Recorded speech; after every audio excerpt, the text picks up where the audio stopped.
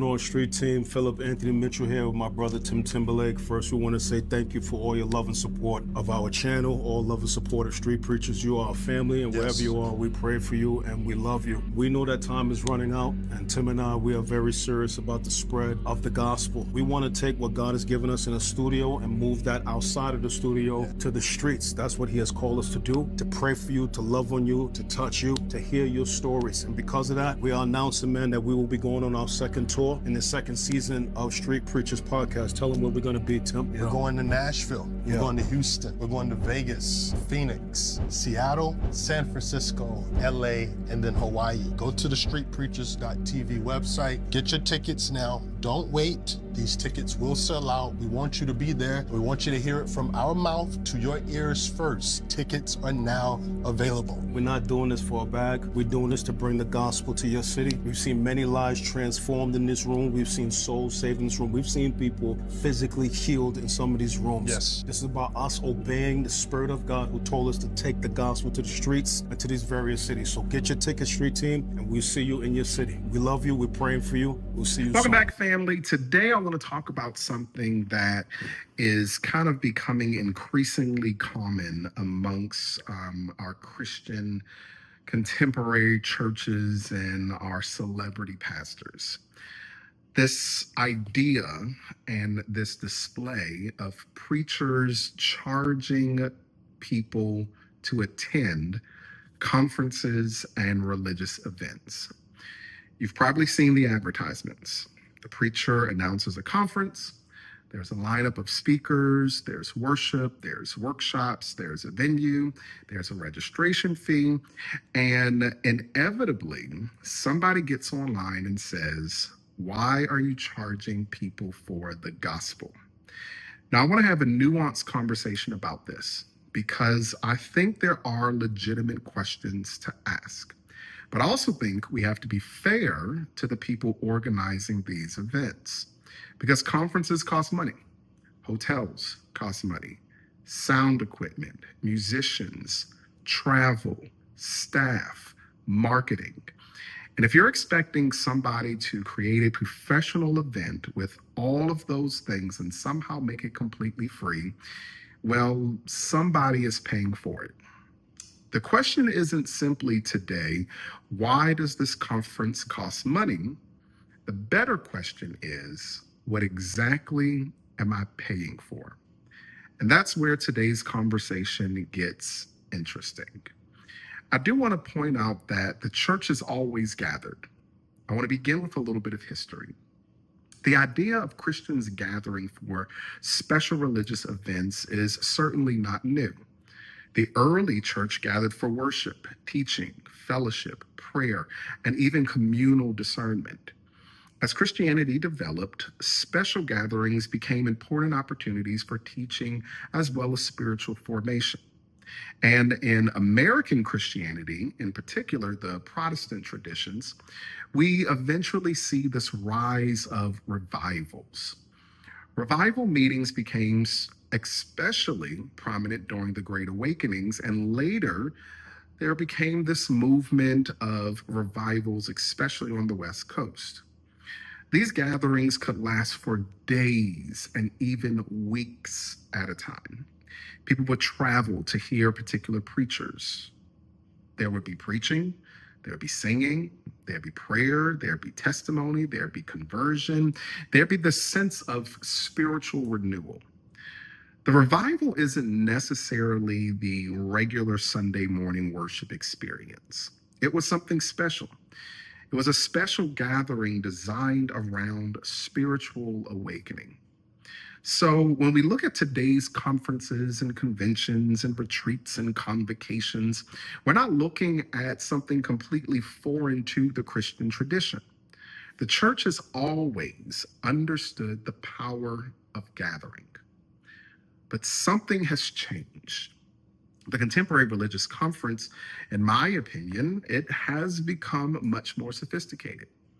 Today, you might have a major speaker, worship artists. You've got breakout sessions, leadership training, book vendors, merchandise, food, networking, photography, live streaming, professional production. And sometimes there can be thousands of people attending. At that point, we're not simply talking about a worship service. No, we're talking about an event. And events have overhead. And that's an important distinction. You all know how we do. Today, I want to give you all 3 critical things to think through as we're having this conversation. The first one is this: paying for an event is not necessarily paying for the gospel. Let's start here. If I purchase a ticket to a conference, am I purchasing salvation? Not at all. Am I purchasing God's grace? No. Am I purchasing access to the Holy Spirit? Definitely not. But I may be paying for a seat in a facility. I may be paying for the sound system. I may be paying for the staff, the speakers' travel, the production, the educational content. These are tangible costs. And there's nothing inherently, in my opinion, unchristian about charging for those things. We pay to attend educational conferences all the time. We pay for continuing education, for seminars, for concerts, for books, for meals, for transportation. So the existence of a ticket doesn't automatically mean somebody is selling the gospel.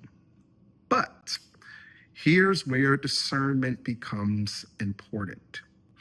Because there's a difference between charging for an event and commercializing spirituality. And we need to know the difference. The second thing I want us to think about is this question: when does ministry become commerce? This is the harder question. Imagine a preacher says, and I know y'all have probably heard it, something like, registration is $100 because we have to cover the venue, the staff, equipment, and expenses. We hear that side. I can understand that. But what if the marketing begins to suggest, pay $500 to get your breakthrough? Now we've entered a very different territory. What if VIP registration gets you closer to your miracle? Or your financial seed determines the level of blessing you will receive? Now we're not simply talking about event expenses. We're talking about attaching spiritual outcomes to financial transactions. And that's where I believe Christians should become very discerning. Because the gospel cannot be reduced to a product. You cannot put salvation behind a paywall. And you definitely cannot monetize God's grace. You certainly shouldn't make people believe that their financial capacity determines their spiritual access to God. That's where the criticism of selling the gospel becomes legitimate. The third thing is that we need to develop, in my opinion, a spirit of discernment. And this may be the most important part of the entire conversation today: discernment. Not cynicism, but discernment. And those are 2 very different things. See, cynicism assumes the worst. Discernment asks questions. So when you see a religious conference selling tickets, don't automatically say it's a scam. But also don't automatically say it's ministry and I really shouldn't question it. Ask this one question: what am I actually receiving? What are the stated goals of the conference? How is the money being used? Is the event primarily educational, worship, leadership development, entertainment, fundraising? What happens to the money after the expenses are paid? Are there scholarships or lower cost options? Are people being pressured into giving beyond the registration fee? And perhaps most importantly, is the financial transaction being connected to a spiritual promise? These kind of questions, they don't make you judgmental, not at all. They actually make you discerning.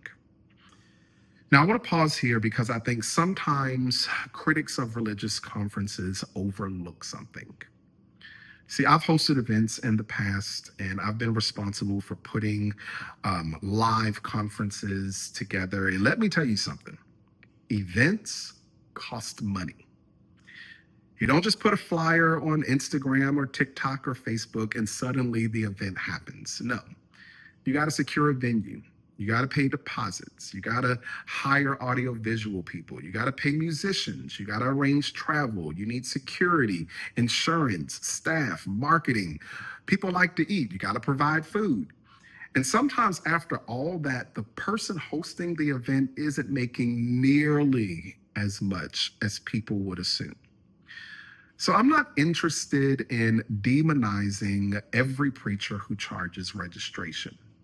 In fact, I think sometimes we need to stop expecting religious leaders to personally absorb every cost associated with ministry. There's a difference between profit and sustainability. And ministry organizations, they have bills too. But here's where I would challenge the preacher today.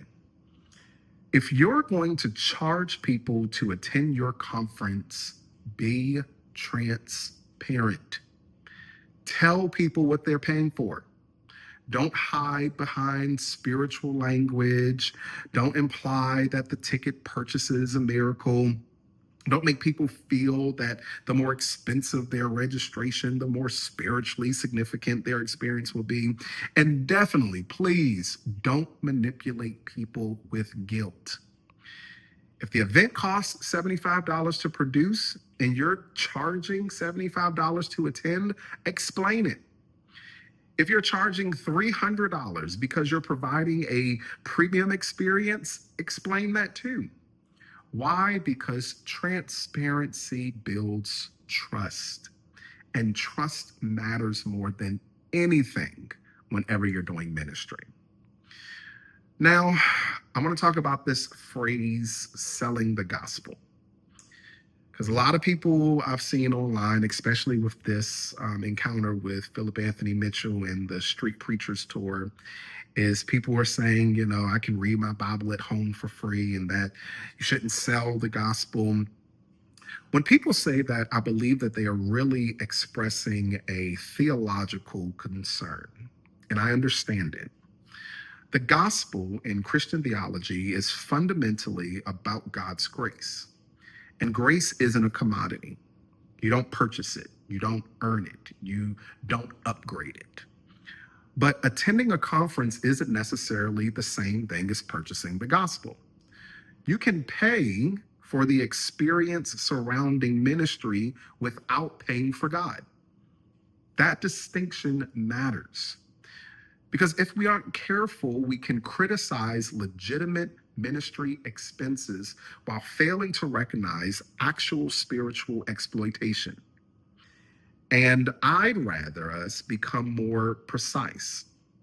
So don't just ask, did they charge money? Ask, what did they charge money for? That's a much better question. Today, conferences can sometimes become personality-centered. The preacher becomes the brand. The preacher's name is bigger than the name of the conference.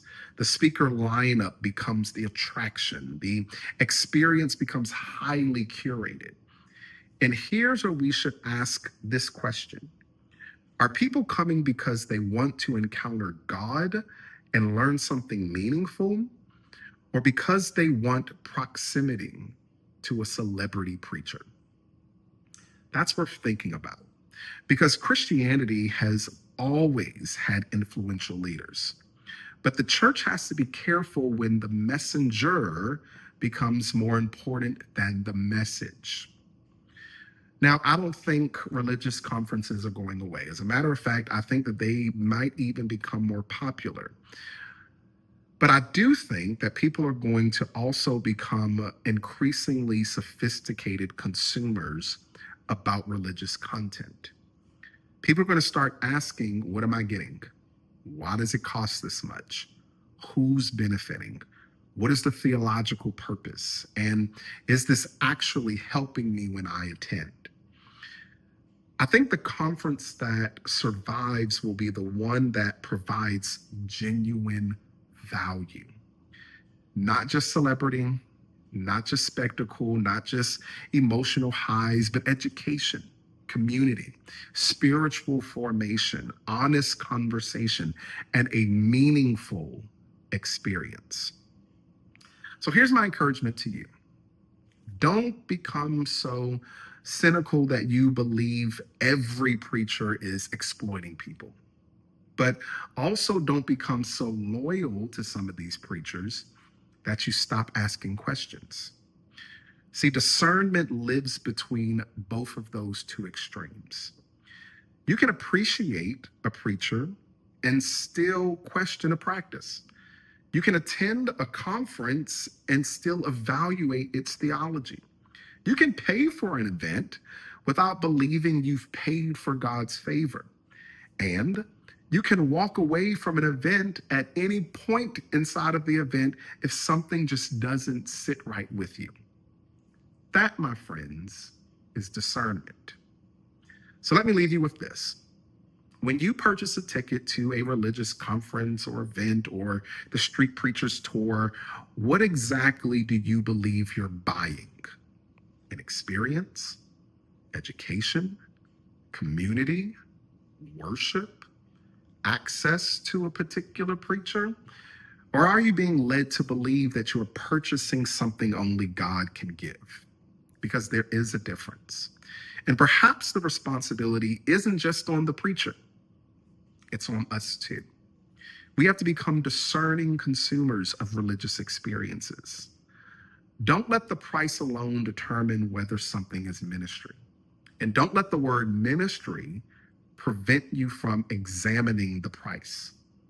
Ask questions, think critically, pray, discern, and then make your decision. Thank you for joining me today for another conversation. I'm Dr. Dandridge. If this conversation made you think, I'd love to hear from you inside of the comments. Do you believe preachers should charge for religious conferences and events? Where do you draw the line? Where do you draw the line between covering the cost of ministry and commercializing the gospel? But even more importantly, I want to see you all inside of the comments answering this. How do we develop enough spiritual discernment to know the difference? Let's continue the conversation. Until next time, I want you all to stay thoughtful. I want you all to stay grounded. And above all, don't surrender your discernment simply because someone has a microphone and a title. Y'all be blessed, okay?